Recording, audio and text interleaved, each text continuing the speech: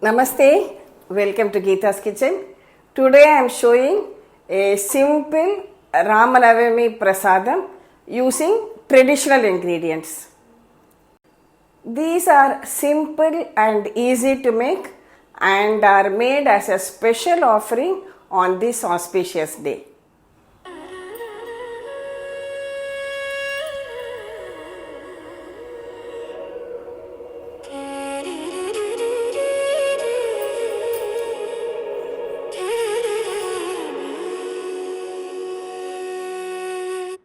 First we will make Panakam.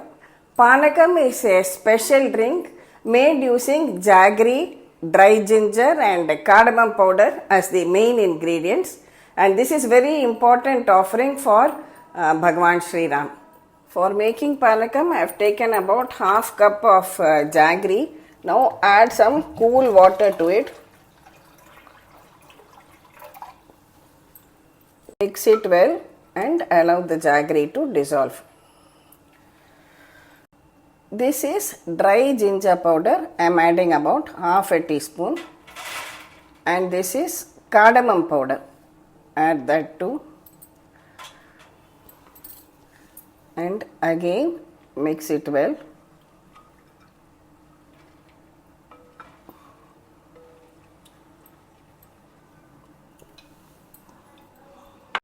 This is optional. This is lemon juice.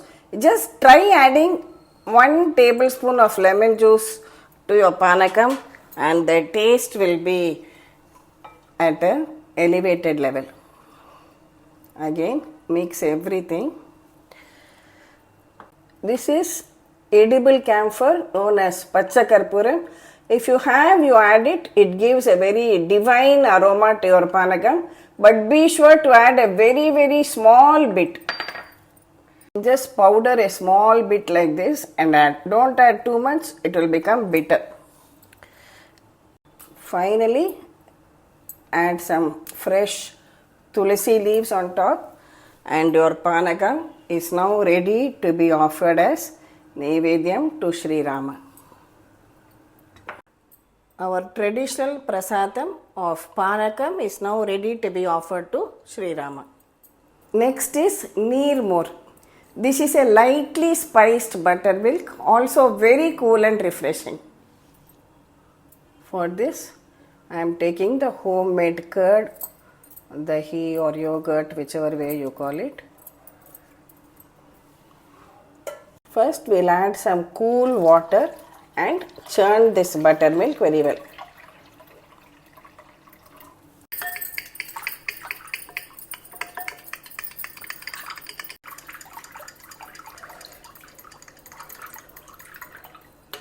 Now take a sprig of fresh curry leaves and just lightly tear it up. Add some salt and with your hands just crush them both together very well like this and add it to the Neer Mor. Again give it a good mix. Heat a teaspoon of oil for the tempering. Add 1/4 teaspoon of mustard seeds and 1 green chilli chopped.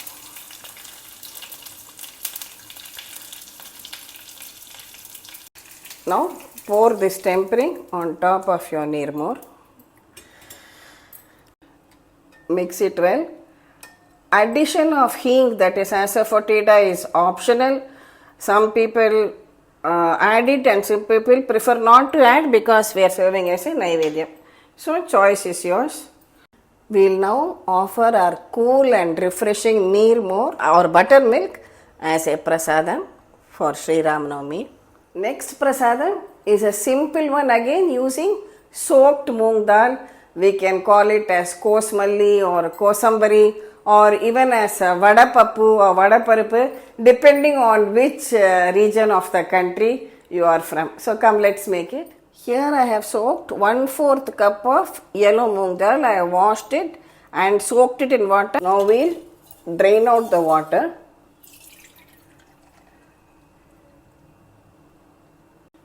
Some people just offer it as it is, but you can add some Today I am adding some chopped cucumber, a few curry leaves and some salt to taste.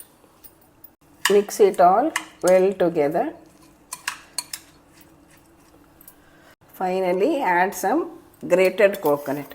Now all this depends on what you have at home. Otherwise just simply add the soaked moong dal and offer it to. Now in a teaspoon of oil, just add a few mustard seeds and one green chilli and pour our traditional prasadam of Kosambari or Vadapappu, Kosmalli is now also ready to be offered as Naivedyam to SrinRama. Tempering on top. As I said, the recipe might have slight variations depending on your region, your custom practices, etc. But basically it is soaked yellow moong dal which is offered.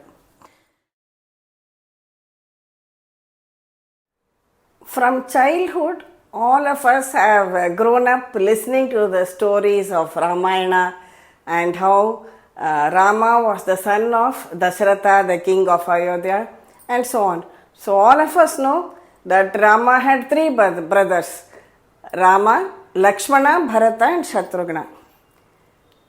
Now, did you know Rama also had a sister? And what was her name? Come, let me tell you an interesting story about this. Before Rama and Lakshmana were born, Dasharatha and his wife Queen Kaushalya had a daughter. Her name was Shanta. Now Queen Kaushalya had an elder sister named Varshini. She was married to Raja Rompad, the king of Angadesh. So once Varshini had come over to Kaushalya's place and they were all just sitting and talking, and when Varshini mentioned that she had no offspring, they had no children and she wanted to have a child too. And at that time, very casually, Dasharatha told her, don't worry at all, you can adopt my daughter Shanta. Because both Dasharatha and Raja Rompad were very good friends because they had studied in the same ashram. So then Varshini, that is Kaushalya's elder sister, adopted Dasharatha's daughter Shanta and she grew up in their home. Now both Varshini and Raja Rompad showered a lot of affection on their daughter Shanta. Shanta now grows up to an adult, to a beautiful young woman, and one day Raja Rompad and Shanta are just having a casual conversation discussing something. At that time, a Brahmin happens to enter there to seek help for the cultivation of his crops. But Raja Rompad is so engrossed in his talks with his daughter that he ignores this Brahmin. The Brahmin feels offended and he leaves the kingdom. Now, this makes Indra get angry. Indra is the god of rain. So, Indra gets angry saying that his devotee, this Brahmin was a devotee of Indra. He says, my devotee has been insulted and therefore he punishes Romapada but by saying that there will be no rain in your kingdom during this season. So, that is very difficult. There was no crops and the entire kingdom was all the agriculture land was drying up and people were suffering a lot. At that time, Raja Rompad and Varshini decide to call upon a very great sage by the name of sage Rishyashringa. So sage Rishyashringa was known for his deep penance and tapas, and he is called to their kingdom and he performs a sacrifice, a yajna, and that is very successful, which results in plenty of rainfall, abundant rainfall, and the kingdom and all the land and everything is all green and there is plenty of cultivation once again. It is said that as a matter of gratitude, Raja Rompad offers his daughter's hand, that is Shanta, in marriage to Rishyashringa Rishi. Now let's fast forward to King Dasharatha for performing the Putra Kameshti Yajna, where he is performing a sacrifice to beget a son who will be his heir. And we know that, and then a sacrifice is performed, and from that they get some payasam which is shared by all the queens. And who do they appoint to perform this sacrifice? None other than the same Rishi Shringa, who is a very great Rishi. And that also is very successful. So these are all small stories from the Ramayana which I have listened to in my childhood. Now there are so many versions of Ramayana. There is the Valmiki's Ramayana, that is the Adikav, the original one. Then there is Tulsi Ramayana, where I have told you earlier on the story of how Guha was very keen on washing Rama's feet before he gets into the boat. But Rama refuses, saying, "You are my friend, you are like my brother, why do you want to wash my feet?" And then very cleverly the boatman Guha says, "You remember, if when you touched a stone, the dust of your feet made that stone into a woman. And if I allow you to step into my boat, and if the dust of your feet turns my boat into a woman, what will I do? I am dependent on this boat for a living." He was the king of all these boatmen, but that is how he expressed his great love and affection for SrinRama. So, as I said, there are so many versions of the Ramayana where everybody has brought in their own ways to the story, their own ways of showing the affection of others. Then we also have the Adhyatma Ramayana, Kamba Ramayana in Tamil. So many Ramayanas in so many different languages, not only in India but across the world too. So let us all celebrate this Sri Navami with these traditional simple prasadams. Simple prasadams give the maximum happiness. Jai Shri Ram, wish you all a very happy Sri Navami. Thank you for watching the video. Please subscribe to Gita's Kitchen, and we'll meet again with another interesting episode from Gita's Kitchen. Thank you.